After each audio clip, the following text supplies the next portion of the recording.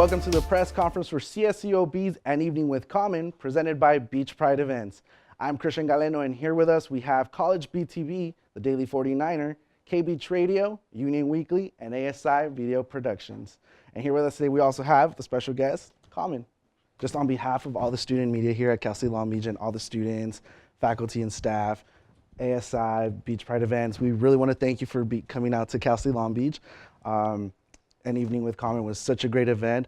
What was your takeaway from this event, or what do you hope our students take home tonight from your event? Well, first of all, thank you, and thank you all for having me. And I think I gotta say, Cal State, like Long Beach, is really a warm and inviting crowd, and just open and great energy.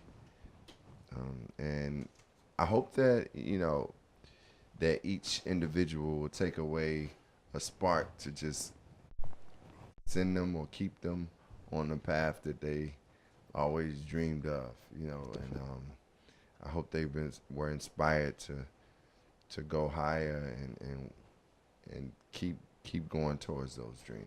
Definitely. I mean, you're an Academy Award winner, a Grammy Award winner. So this is a question from Isaura of College BTV, and she wants to, you're very active in the music and film industry. What originally inspired you to get involved in both, and what are some noticeable differences you've noticed between both of them?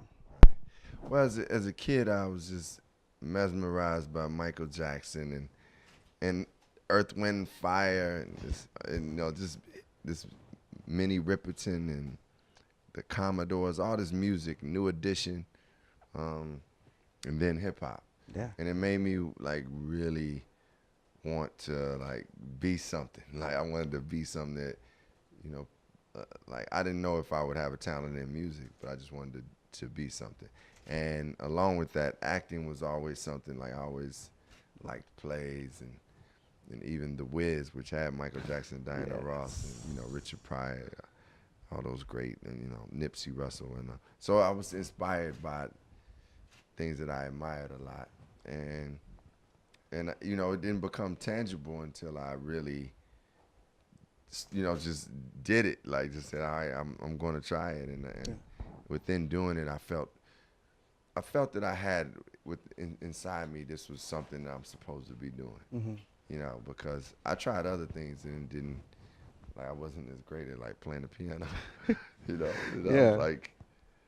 At least when I started acting, I was like, okay, I had the potential to be great at this if I work at it. Definitely. So that's where. So, I mean, you're a rapper, actor, poet also. Do you have different inspirations for each kind of art? Let's say, is it a person? What is it that inspires you when you create something? Well, I'm inspired by God first. I feel like creativity is a divine expression, and it truly is something that you just, at its best, you allow it to just come through you, and it's supposed to be, it's you being the vessel, mm-hmm. And it's all the things that you've done, to prepare for it. That's what makes your vessel be the one that it needs to come through, at that moment. Meaning, if you're a singer, you have to work at that craft, and then when that message is coming through, you could deliver that song at the level so the masses and people will be affected by it. If you're an actor, it's the same thing. You have to work at that craft. That's what I'm inspired most by. Of course, I'm inspired by other artists of that nature, whether it's other actors, some of my favorites are Leonardo DiCaprio and Denzel Washington, and I like Michael Shannon, and I love the great late Philip Seymour Hoffman and the great Marlon Brando.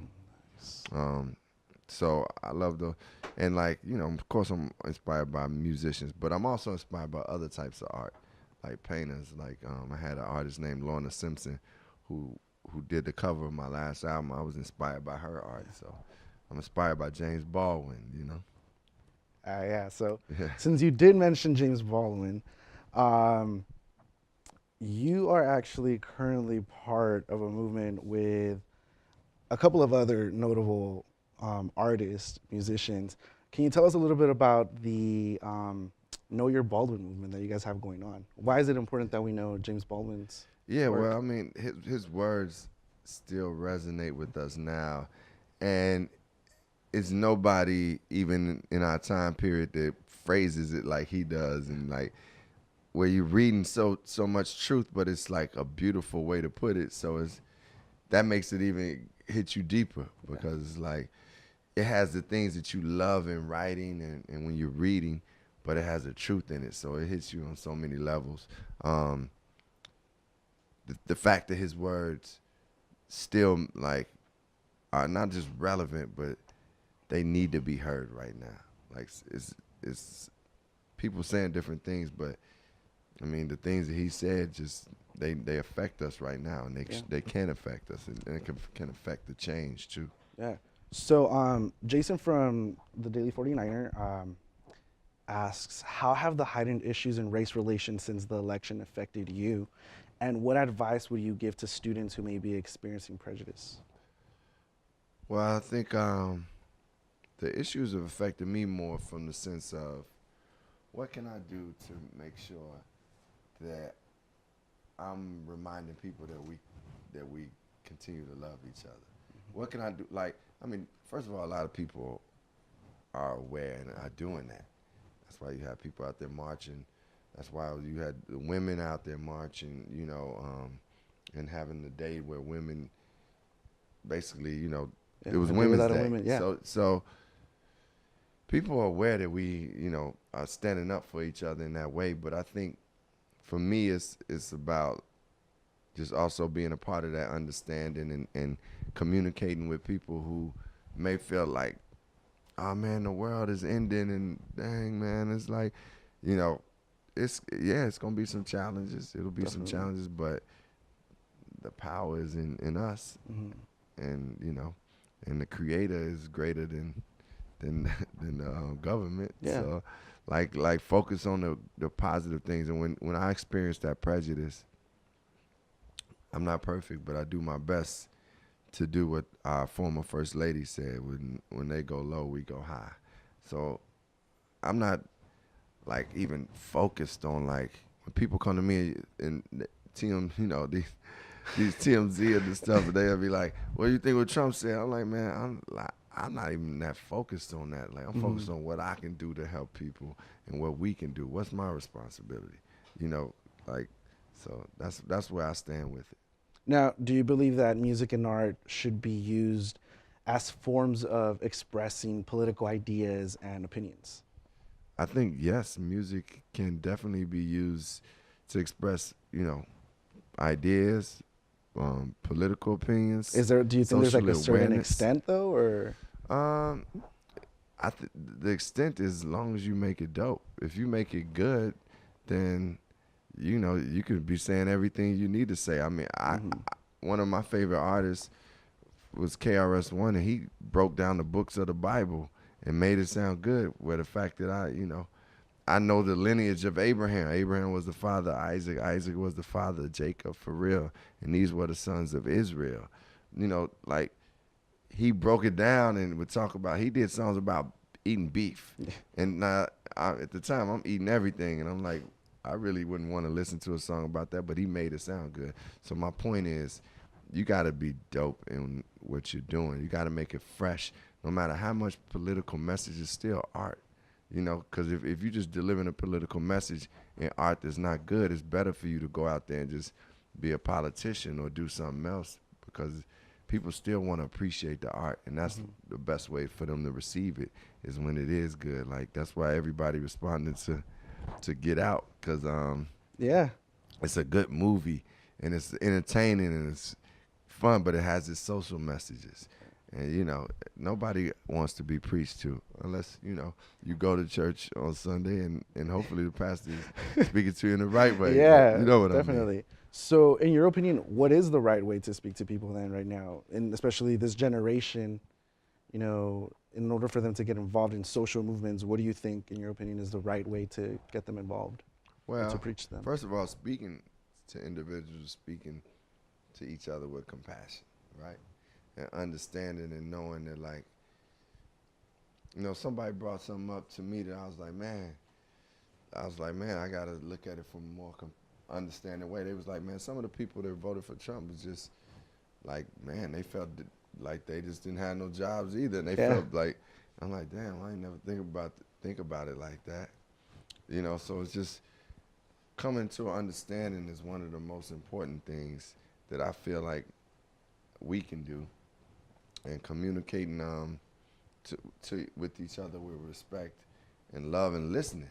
Like, you know, it's easy to have an idea of what I think this person is, but if I don't give him a chance or give her a chance, then I'm not doing, you know, doing the right thing, doing the way things should be done. And that's how we communicate, because we can find the humanity in most any individual. Like I said, I walked into some prisons where, and it was, you know, dudes that had taken other people's lives, but man, they were human beings, man. Just, and some of them regretted a lot what they did and wanted to grow from that.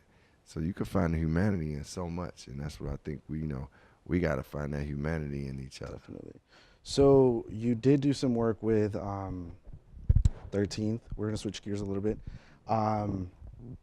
Recent awards for the film.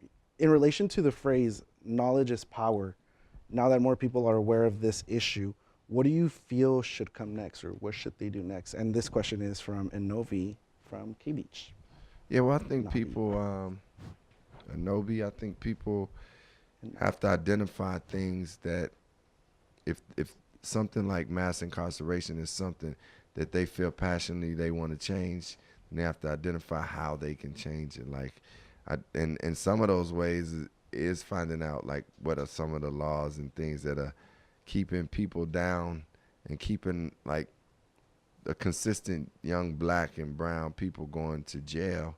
We got to find out what are those things, right? And then start working towards opposing those things, whether it's laws, whether it's issues of providing opportunities. So it's identifying something like in the 13th where you say, man, I'm adamant about changing mass incarceration, but if that's not your thing, you may just like find something else. It may be about tutoring kids or giving kids musical instruments in the school, or helping, you know, somebody, you know, gay rights or whatever it is. If you can help each other. Yeah. And I think, you know, that's where we can, you know, for me the 13th was an eye opener, and I thought I knew some stuff about that, but I learned a whole lot, and it made me want to do more. Okay. This next question is from Ray Robinson of Union Weekly, and you were featured in Bars for Justice, which took place after Michael Brown's shooting. What were those experiences like in Ferguson, and do you feel police brutality will end? First of all, I'm a hopeful person, so I do believe that at some point police brutality will end. I mean, I can't say it will be completely ended because, you know, we are imperfect human beings.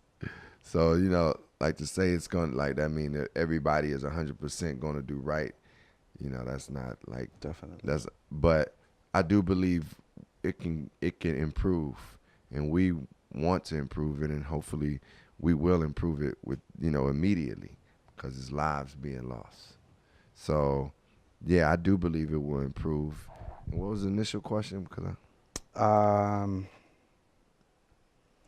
what was the experience like, or were the experiences like in Ferguson? Yeah, in Ferguson, it's really powerful, man. It just kind of moved me in a way where I went there and tried to go when there was no cameras, so I could just take in what was going on and listen to the people from that community. And I met some brothers and sisters that was doing work in the community, and I met with Leslie, who was Michael's mom, and man, it moved me to be like, man, I got to do something. What can I do for this community? What can this community do for itself where I can assist in it?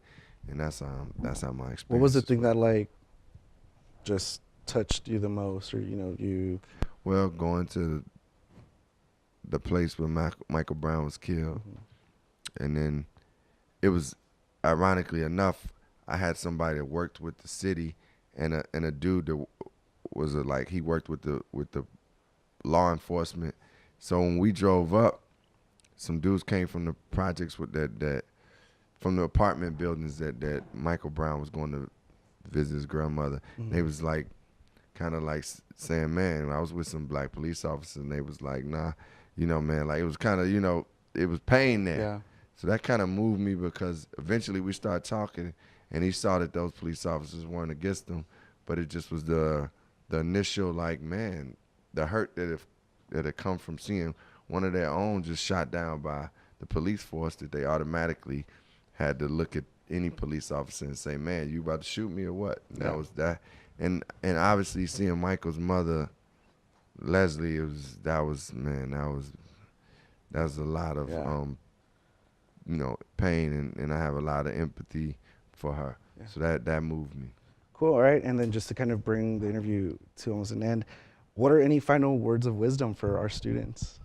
I would just say to the students, man, you have so much capacity to do incredible things in your field and beyond. Man, keep your discipline at hand. Use it. Use your discipline. Use your focus. And when things get foggy and just know that there's something on the other side of that fog. The fog will clear up. And don't forget. Keep God first, and all the rest will work out. All right. And this final question, can I borrow $1? All right, man. Thank you so much for coming out here to Cal Columbus. We really appreciate it. Great and to see you, Christian. Great having you here. Thank you. Awesome. Thank you. Appreciate it very much. Thanks.